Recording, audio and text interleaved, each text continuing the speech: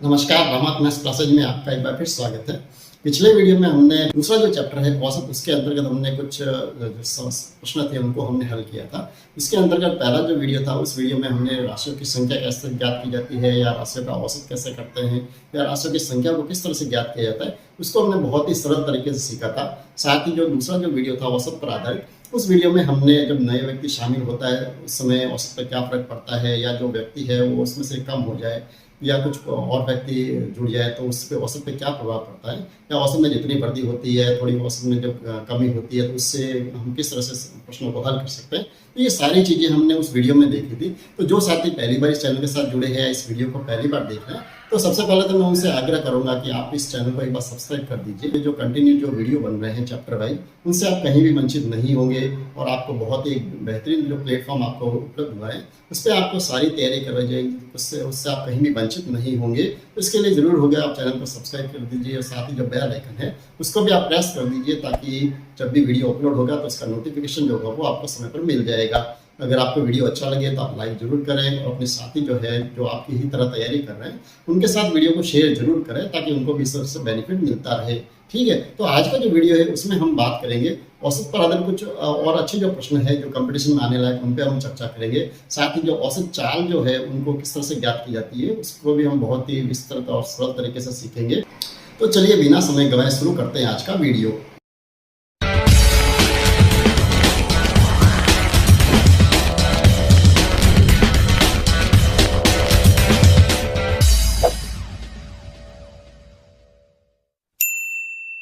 चलिए वीडियो की शुरुआत एक एग्जाम्पल के साथ करते हैं। एक एग्जाम्पल दिया हुआ है कि 5 क्रमागत पूर्णांकों का औसत 38 है, तो इसमें चौथी संख्या कौन सी है, ये हमें ज्ञात करनी है। ठीक है, तो बहुत ही अच्छा प्रश्न है। ऐसा प्रश्न कंपटीशन में खूब आते हैं। अब इस प्रश्न को हल करने के लिए देखिए हमारे दिमाग में सबसे पहले तो क्या होना चाहिए। हमने पिछले जो 2 वीडियो में काफी सारे ऐसे प्रश्न देखे हैं जिसमें हमने क्या किया है, जब हमें औसत दिया हुआ हो और संख्या दी हुई तो हम उनका योग करके ज्ञात कर सकते हैं। ऐसे प्रश्नों को हमने हल किया था। लेकिन यहाँ पर हमें देखिए केवल हमारे पास क्या है, औसत ही दिया हुआ है। तो हम सबसे पहले तो क्या करेंगे, देखिए हमारे पास क्या प्रश्न ये है कि 5 क्रमागत पूर्णांक होने चाहिए। तो हम सबसे पहले तो देखिए पूर्णांकों को मान लेते हैं। सबसे पहले तो हम क्या करेंगे, ऐसे जो प्रश्न होते हैं उनको हम एक्स मान के जब करेंगे तो जल्दी हल होंगे। तो हम सबसे पहले ये मान लेते हैं कि 5 जो पूर्णांक है वो पूर्णांक कौन कौन से होंगे। बहुत ही सिंपल तरीके से अपन मान लेंगे। जैसे पहला पूर्णांक मैंने मान लिया x, ठीक है। अब दूसरा पूर्णांक कौन सा होगा, क्योंकि क्रमागत है तो उसका अगला पूर्णांक कैसा होगा। जैसे मान लो पहली संख्या दी हुई है 2, तो उसका अगला पूर्णांक कौन सा होगा, 3 होगा। यानी उसमें हम जब 1 प्लस करेंगे तो हमें अगला पूर्णांक मिल जाएगा। ठीक है, तो दूसरा पूर्णांक हो जाएगा x+1। तीसरा क्या होगा, इसी तरह से x+2। इसका अगला हो जाएगा x+3 और पांचवा जो पूर्णांक हो जाएगा वो हो जाएगा x+4। ठीक है, तो इस तरह से हमने क्या किए, 5 पूर्णांक मान लिए। आप गाइड में देख कई बार ऐसे भी दिए होंगे जहाँ x-1 x-2 वैसे भी आप मान सकते हैं।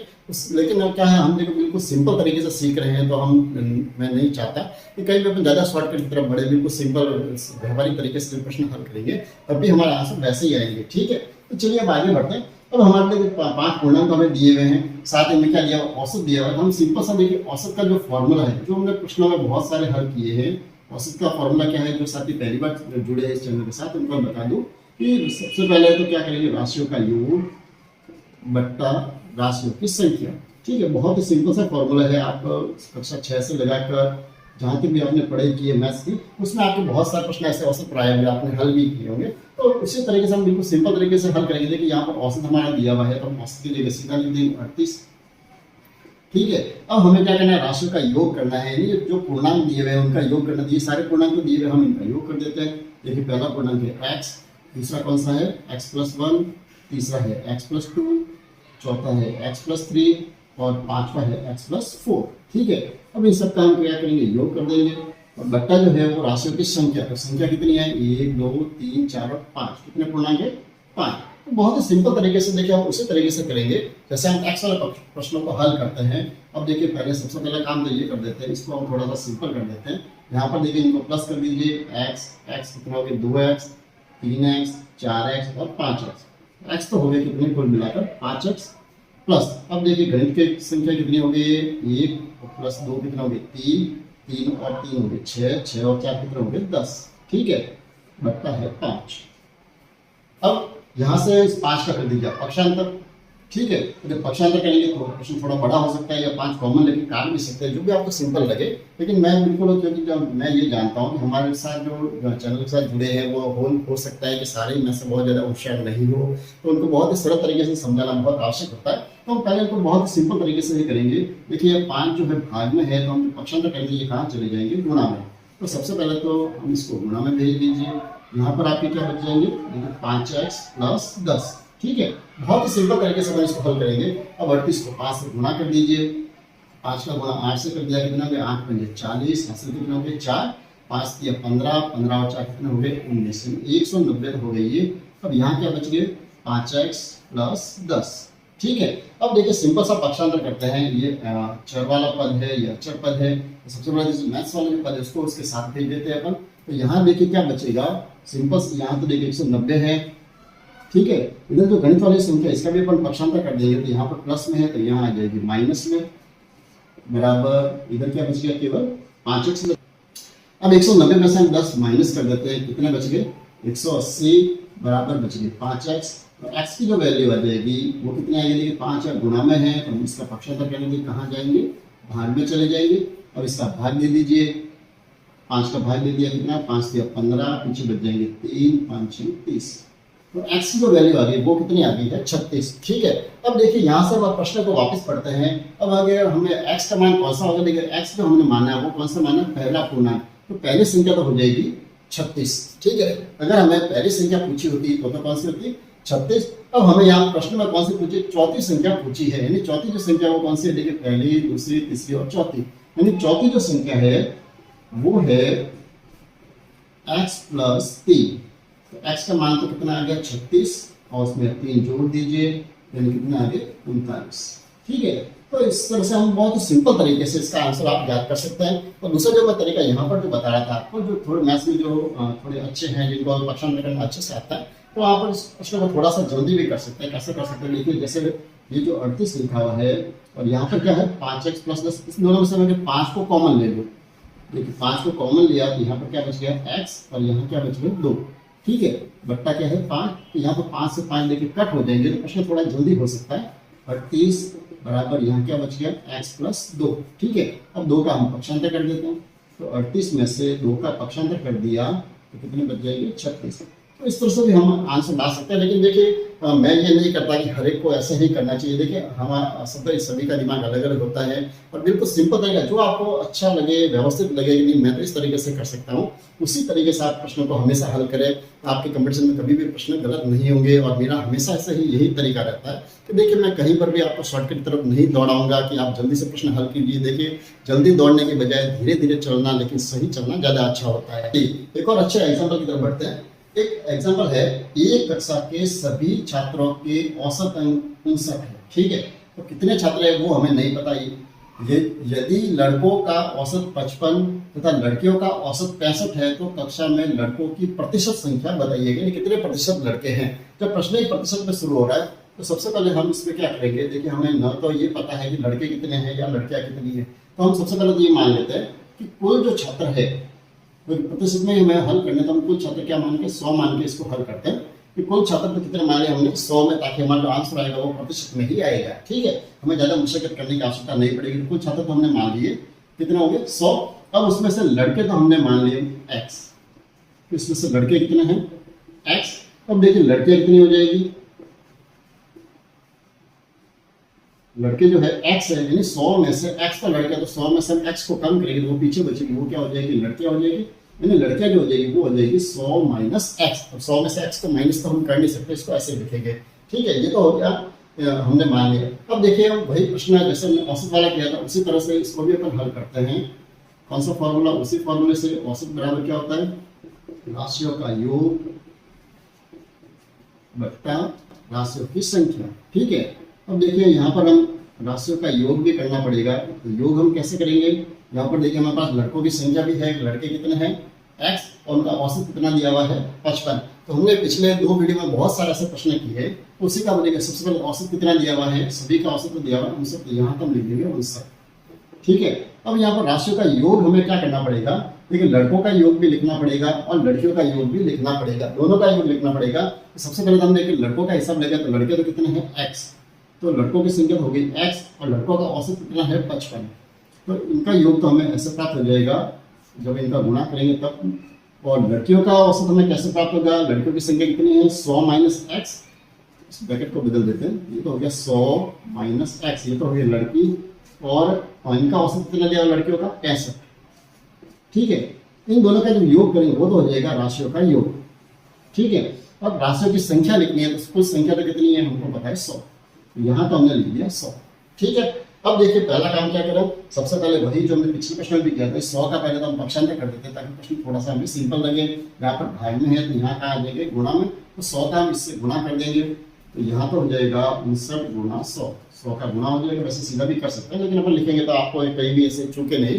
तो आप साथ ही साथ हाँ एक चीज़ आपको कहना भूल गया कि आप जब भी वीडियो देखें तो अपने साथ में कॉपी और पेन लेकर जरूर बैठे ताकि आपको जब भी ऐसे अच्छे प्रश्न जो लगे उनको आप साथ ही साथ नोट भी करते रहे। ताकि कई बार ऐसा होता है कि आप प्रश्न एक बार देखें उस समय आपको स्मरण में रहता है लेकिन बाद में हम उसको भूल जाते हैं। तो आप जब भी लिखा हुआ होगा तो आप उसको जल्दी से समझ पाएंगे। जैसे हमने यहाँ 59 के 00 क्यों लिखा है, तो ये गुणा कैसे किया, पक्षांतर कैसे किया, सब समझ में आपको अच्छे से आ जाएगा। ठीक है, तो देखिए 100 का पक्षांतर कर दिया होता है गुणा में। अब यहाँ क्या बचे, x का हम 55 से गुणा कर देते, ये तो हो गया 55x। ठीक है, प्लस अब इधर देखिए 100 माइनस x का 65 से गुणा करना है तो पहले 65 का हम 100 से गुणा करेंगे, कितना हो जाएगा 6500। फिर 65 का हम x से गुणा कर दिया माइनस के 65x। ठीक है, ये इतना काम तो हो गया। अब हमें क्या करना है, इनका गुणा कर देते हैं। 59 का 100 से गुणा कर दिया 5900। ठीक है, अब देखिए इसका भी अपन कर देते पक्षांतर ताकि जो गणित वाली जो संख्या है वो सब एक तरफ आ जाए। यहाँ पर देखिए 6500 प्लस के है तो पक्षांतर के अंदर ये हो जाएंगे माइनस के 6500। ठीक है, ताकि पक्षांतर के अंदर देखिए यहाँ पर हमें क्या बचेगा, केवल x वाली संख्या ही बचेगी एक तरफ। ठीक है, तो 55x और माइनस क्या है 65x। ठीक है, अब यहाँ पर माइनस कर दीजिए। 5900 में से हम 6500 तक माइनस नहीं कर सकते, 6500 में से 5900 का अपन माइनस करते हैं तो पीछे कितने बचेंगे, सिंपल सा है 600 बचेंगे, लेकिन माइनस की जगह है तो माइनस का हम निशान लगा देंगे। यहाँ पर भी वही काम, 55 में से 65 माइनस नहीं हो सकते तो 65 में से हम 55 को माइनस करेंगे तो माइनस के 10 ज्यादा है तो माइनस के 10x बचेंगे। ठीक है, अब हम यहाँ से निकालेंगे x की वैल्यू, माइनस 10 का पक्षांतर कर दीजिए, क्या होगा गुणा में है तो यहाँ जाएगा भाग में, माइनस से माइनस को कट कर दीजिए, 0 से 0 कट हो गया, कितने मिल गए हमें आंसर 7। यानी x जो आ गया है वो क्या आ गया है 7। ठीक है, तो अब देखिए हमें चूंकि संख्या जो मानी हो गया 100 में मानी थी, इसलिए जो ये जो हमें आंसर जो मिला है लड़कों की जो संख्या है वो कितनी हो जाएगी, हमने x माना है तो आंसर कितना आ रहा है 60 आ रहा है। इसका मतलब है वो कितने प्रतिशत हो जाएगा, 60% आंसर हो जाएगा। ठीक है, ये कुछ अच्छे प्रश्न जो थे जो पिछले वीडियो से रह गए थे उनको हमने हल किया। चलिए अब हम आगे चलते हैं इस टॉपिक अगले टॉपिक की तरफ जहां पर हमें औसत चाल ज्ञात करने हम सीखेंगे। चलिए अब औसत चाल को समझते हैं। तो औसत चाल वाले जो प्रश्न होते हैं वो दो तरह के प्रश्न होते हैं। एक तो ऐसा प्रश्न होता है जब हमें औसत चाल ज्ञात करनी होती है जबकि दूरियां जो है वो समान हो। एक तो ऐसा प्रश्न आते हैं जब हमें दूरी जो दी हुई है समान ही दी हुई होती है, यानी जैसे एक स्थान से दूसरे स्थान पर जाने की एक निश्चित दूरी है, उस स्थान पर जाना है और वहां से वापस आना है तो दोनों समय तो दूरी तो वही रहेगी और हो सकता है चाल जो अलग अलग दी हुई हो। तो हमें औसत चाल ज्ञात करने के उसके लिए हमें एक फॉर्मूला यूज करना पड़ेगा। औसत चाल हम कैसे ज्ञात करेंगे, n बटा x1 प्लस x बटा x2 प्लस e बटा x3, इस तरह जितनी भी चालें दी हुई है उनका हमें योग करना है। ठीक है, अब यहाँ पर देखिए n क्या है, पहले तो वो समझते हैं। n जो है वो तो है चालों की संख्या, यानी कितनी चालें हमारे पास है, यानी कितने जैसे एक स्थान से दूसरे स्थान पर जा रहा है या दूसरे से तीसरे स्थान पर जा रहा है, अलग अलग जो चालें हैं तो वो चालों की संख्या लिखनी है, वो तो हमें ऊपर लिखनी है। और नीचे हमें क्या करना है, एक बट्टा में जैसे पहली चाल दूसरी चाल कितनी है, तीसरी है, जैसे जो भी चालें हैं उन चालों को हम लिख के इसको हल करेंगे तब हमें औसत चाल ज्ञात हो जाएगी। ठीक है, तो इस प्रश्न को अपन एग्जाम्पल के द्वारा समझते हैं तो बेहतर तरीके से आपको ये फॉर्मूला समझ में आ जाएगा। चलिए, तो एक प्रश्न ये है कि एक स्कूटर सवार अध्यापक अपने घर से विद्यालय तक की दूरी जो है 35 किलोमीटर प्रति घंटा की चाल से पूरी करता है। अब यहाँ पर देखिए प्रश्न में दूरी दी हुई भी हो सकती है और नहीं भी हो सकती है, लेकिन वैसे में इसमें दूरी जब समान हो तो उस दूरी का कहीं भी उपयोग नहीं किया जाता है, ये आप ध्यान रखें। तो अगर दिया हुआ भी है तो उसका आप इग्नोर ही करें। अब इस प्रश्न में तो देखिए दूरी कहीं नहीं दी हुई है, सीधी यही लिखी हुई है कि घर से विद्यालय तक की दूरी जो है वो 35 किलोमीटर प्रति घंटा की चाल से पूरी करता है। यानी जाने की जो चाल दी हुई वो तो कितनी दी हुई है, 35 किलोमीटर प्रति घंटा। ठीक है, जबकि लौटते समय ट्रैफिक के कारण उसकी चाल 25 किलोमीटर प्रति घंटा रह जाती है। जब वो वापस लौट रहे उस समय हो सकता है ट्रैफिक ज्यादा हो, उसकी स्पीड जो है वो थोड़ी कम हो गई है। तो जाने और आने की कुल यात्रा में औसत चाल ज्ञात कीजिए। ठीक है, यानी ये जो प्रश्न है, अब इस प्रश्न को जब हम हल करेंगे तो हमें क्या कहते हैं, इसको औसत चाल ज्ञात करनी है। जाने की चाल अलग है, आने की चाल अलग है, तो उसकी औसत चाल हम कैसे ज्ञात करेंगे, इस फॉर्मूले से करेंगे। तो इस फॉर्मूले का हम यूज करते हैं। सबसे पहले तो क्या है, एन। एन का मतलब क्या है, यहाँ पर चालों की संख्या। तो कितनी चालें दी हुई है प्रश्न में, एक और एक जाने की और एक आने की, दो चाल दी हुई है। तो यहाँ पर हमें सबसे पहले एन के लिए 2 लिख देंगे। ठीक है, अब जो है यहाँ 1/x1 लिखना है। पहली चाल है, पहली चाल कितनी दी हुई है, 35 दी हुई है। तो पहले तो हो जाएगा 1/35 प्लस दूसरी चाल कितनी दी हुई है, 25। तो ये हो जाएगा 1/25। ठीक है, अगर मान लो तीसरी चाल और दी हुई है तो हम यहाँ पर इसको प्लस भी कर देते हैं। ठीक, तो ये तो हो गया। और इसको देखिए हल कैसे करेंगे, तो सबसे पहले तो यहाँ ऊपर तो हम इस 2 को ऐसे ही लिखेंगे। और पहला काम हमें जब भिन्नों का योग करना हो तो क्या करना पड़ता है, क्या एलसीएम लेना पड़ता है। तो 25 और 35 जो है उनका हम एलसीएम ले लेते हैं, लघुत्तम समाप बढ़ के। ठीक है, तो सबसे पहले देखिए किसका भाग जाएगा, इसमें सीधा ही मुझे दिख रहा है 5 का भाग ही जा रहा है। इसमें 7 बार, इसमें 5 बार, वापस 5 का भाग दे दिया, 7 में नहीं जाएगा, 5 में 1 बार और 7 का भाग दे दिया 1 बार। ठीक है, तो गुणा कर दीजिए, 5 का 5 से गुणा कर दिया 25 और 25 का 7 से गुणा कर दिया 25 से, कितने हो जाएंगे 175। ठीक है, तो इसका एलसीएम आ जाएगा, लघुत्तम समाप आ गया 175। ठीक है, अब हमें भिन्नों का जैसे हम योग करते हैं वैसे ही करेंगे। सबसे पहले क्या करेंगे, हर का हर में भाग दे देंगे। तो 35 का भाग हम 175 में देंगे, कितनी बार जाएगा, तो 35 का भाग देखिए 175 में हम सीधा ही देंगे, आपको से पहाड़ा याद नहीं रहा, गुना करके भी चेक कर सकते हैं। तो 35 का जो 175 में भाग जाएगा वो कितनी बार जाएगा, वो आप सीधा भी पता लगा सकते हैं। अगर आपने एलसीएम किया हुआ तो सीधा हम देखें तो 7 पे जो 35, ये 35 को हम कितने से गुणा करें, 5 से गुणा करते हैं तो हमें 175 मिलते हैं। यहाँ से भी मालूम पड़ जाएगा। देखिए 35 का 5 से गुणा करते हैं, इसका भाग जो है कितनी बार जाएगा, 5 बार। ठीक है, तो 5 को हम 1 से गुणा कर देंगे तो हमें कितने मिल जाएंगे, 5। प्लस 25 का भाग 175 में कितनी बार जाएगा, ये देखिए 25 हो गया, 5 में 25, तो 25 का भाग जो जाएगा वो कितनी बार जाएगा, 7 बार। तो 7 का 1 से गुणा कर देंगे तो यहाँ हम मिल जाएंगे 7। ठीक है, अब इसको थोड़ा सा हम हल कर देते हैं।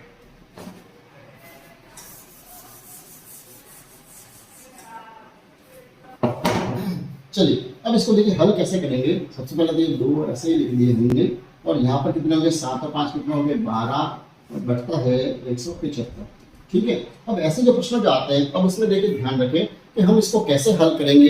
हमारे पास कई बार अंश में 2 संख्या हो सकती है, भिन्न में और नीचे एक ही संख्या। अब इसको देखिए सिंपल सा तरीका ये है कि आप क्या कीजिए कि अंश और हर दोनों जगह हमें भिन्न के रूप में प्राप्त, नीचे तो हमारी भिन्न पूरी है, ऊपर इसको हम भिन्न बदल देते हैं, लेकिन 2/1 भिन्न बन गई।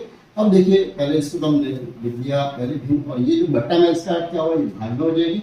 यानी ये जो है 12/175 का हमें इसमें क्या देना है, भाग देना है। इसको भाग में लिख दिया सिंपल सा। अब इसको बदल दीजिए गुणा में, भिन्न में भाग तो होता नहीं है तो क्या हो जाएगा, ये व्युत्क्रम हो जाएगा 175 बट्टा हो जाएंगे 12। अब इसको थोड़ा सॉल्व कर दीजिए, 2 × 1 = 2, 6 दूनी हो गए 12। और अब इसमें भाग देना पड़ेगा, 175 बट्टा कितने हो गए 6, इसको भाग दे दीजिए इसमें। ये 175 में कितने का भाग देना है, 6 का भाग दीजिए सिंपल सा। 6 दूनी हो गए 12, पीछे बच गए 5, ये आ गए 55, 6 × 9 = 54, पीछे कितना बच गया 1, इसमें लगा दिया 0, 6 × 6, पीछे बच गए 4, इसमें लगा 0 लगा दीजिए, 6 × 6 = 36। ठीक है, यानी लगभग जो इसकी औसत चाल आ रही है वो कितनी आ गई है, 29.16 किलोमीटर प्रति घंटा। आगे बढ़ते हैं और अब हम औसत चाल ज्ञात करना सीखेंगे, जबकि दूरियां कैसी हो, असमान हो, यानी दूरियां भी अलग अलग दी हुई हो और उनकी चाल भी अलग अलग दी हुई हो, तब हम प्रश्नों को कैसे हल करेंगे, उनकी औसत चाल कैसे ज्ञात करेंगे। तो उसके लिए हमें जो फॉर्मूला है वो थोड़ा सा अलग यूज करना पड़ेगा। अब यहाँ पर देखिए मैंने x1, x2, x3 ये तो सब मैंने दूरियां मानी, जितनी भी दूरियां दी हुई होगी वो हम ऐसे मान लेंगे। और y1, y2, y3 ये जो है ये दी हुई है 4, क्योंकि जब भी हमें इन दोनों का ही उपयोग करना पड़ेगा। तो सबसे पहले तो हमें क्या करना, ऊपर तो दूरियों का योग करना सिंपल सा, x1, x2, x3 जो भी है उन दूरियों का हम योग कर देंगे। और नीचे हमें क्या करना पड़ेगा, x1/y1, x2/y2, x3/y3, इस तरह से हमें इनका योग ज्ञात करना पड़ेगा, तब जाके हमें उनकी औसत चाल ज्ञात होगी। ठीक है, तो इस जो ये जो फॉर्मूला इसको पेपर एक एग्जांपल से समझेंगे तभी हमें बेहतर समझ में आएगा, अन्यथा इस फॉर्मूले का कोई यूज नहीं है। ठीक है, तो अब देखिए एक एग्जांपल लेते हैं। एक कार जो है वो A से B तक का इस जो 100 किलोमीटर की दूरी है उसको तो 60 किलोमीटर प्रति घंटा की चाल से तय करती है। ठीक है, और B से C की दूरी है कितनी है, वो 140 किलोमीटर की दूरी है, उसको 50 किलोमीटर प्रति घंटा की चाल से तय करती है। तो कार की ए से सी तक की कुल यात्रा में औसत चाल हमें ज्ञात करनी है। ठीक है, यानी यहाँ पर देखिए दूरियां भी अलग अलग दी हुई है। ए से बी की दूरी कितनी है 100 किलोमीटर, बी से सी की दूरी कितनी है 140 किलोमीटर। ठीक है, तो इस प्रश्न को हम हल करते हैं और फॉर्मूले को भी अच्छे तरीके से हम इसको समझने की कोशिश करते हैं। अब देखिए औसत चाल ज्ञात करने के लिए हमें क्या करना पड़ेगा। सबसे पहले तो हमें औसत चाल के लिए क्या करना है, पहला काम तो x1, x2, x3 यानी जो दूरियां जो दी हुई है उनका योग करना है। अब देखिए हमारे पास दूरियां कितनी है, ए से बी तक की दूरी तो है 100 किलोमीटर और बी से सी तक की दूरी है 140 किलोमीटर। यहाँ पर हो जाएगा दूरी का योग और बट्टा में हमें क्या करना है, वहां पर हमें सिंपल सा 1 करके हमने उनका जो चारे थे उनका योग कर दिया था। यहाँ पर हमें क्या करना पड़ेगा, x1 और y1 यानी हमें दूरी बट्टा 4 ये हमें अलग से करना पड़ेगा।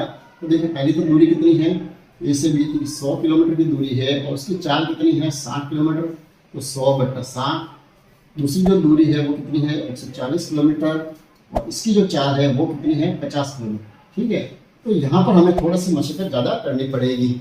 अब यहाँ पर देखिए ऊपर तो इनका योग कर दिया, इसके आगे मैं कर देता हूँ 100 और 140 कितने हो गए, ये तो हो गए 240 बट्टा यहाँ पर इसको थोड़ा सॉल्व कर दीजिए, 0 से 0 कट कर दिया, 2 से कट कर दिया 3, 5 ये तो आ गए 5 बट्टा 3 प्लस इसको भी थोड़ा सॉल्व कर दिया, 0 से 0 कट कर दिया, यहाँ बच गए 14 बट्टा 5। ठीक है, अब हमें वही काम करना पड़ेगा। क्या करना पड़ेगा, हमें इन भिन्नों का योग करना पड़ेगा। ऊपर तो हमारा आंसर 240 मिल चुके हैं, नीचे हमें क्या करना पड़ेगा, दोनों का हम एलसीएम ले लेते हैं। 3 और 5 का कितना आ जाएगा 15। ठीक है, 3 का भाग 15 में कितनी बार 5 बार, 5 का 5 से गुणा कर दिया 25। इधर 5 का भाग 15 में लिया 3 बार, 3 का 14 से गुणा कर दिया, 14 हो गए 42 यानी हमें मिल गए हैं 240 बट्टा इनका योग कर दीजिए, 5 और 2 कितने हो गए 7, 4 और 2 6, 67 बट्टा 15। ठीक है, अब वही काम जो मैंने उस प्रश्न पेपर में किया था, क्या करेंगे हम इसको तो लिख देंगे 240 बट्टा 1।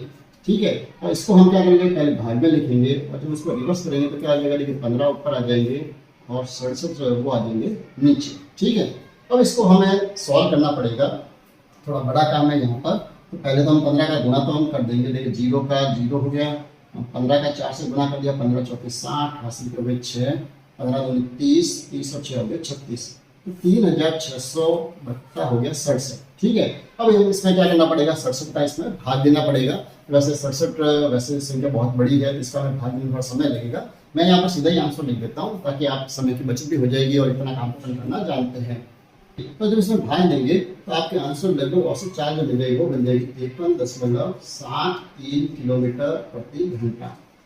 ठीक है, तो इस तरह से हम औसत चाल इनकी ज्ञात कर सकते हैं जब हमारा दूरियां भी अलग अलग हो और उनकी चाल भी अलग अलग दी हुई हो। ठीक है, तो आशा करूंगा आज के वीडियो में मैंने बहुत ही सरल तरीके से आपको जो औसत से संबंधित जो अच्छे जो प्रश्न थे, जो कंपटीशन माने लायक थे, उन प्रश्नों को हमने बहुत ही सरल तरीके से हल किया है। साथ ही जो औसत चाल किस तरह से ज्ञात करनी है उनको भी हमने बहुत ही सरल तरीके से सीखा है।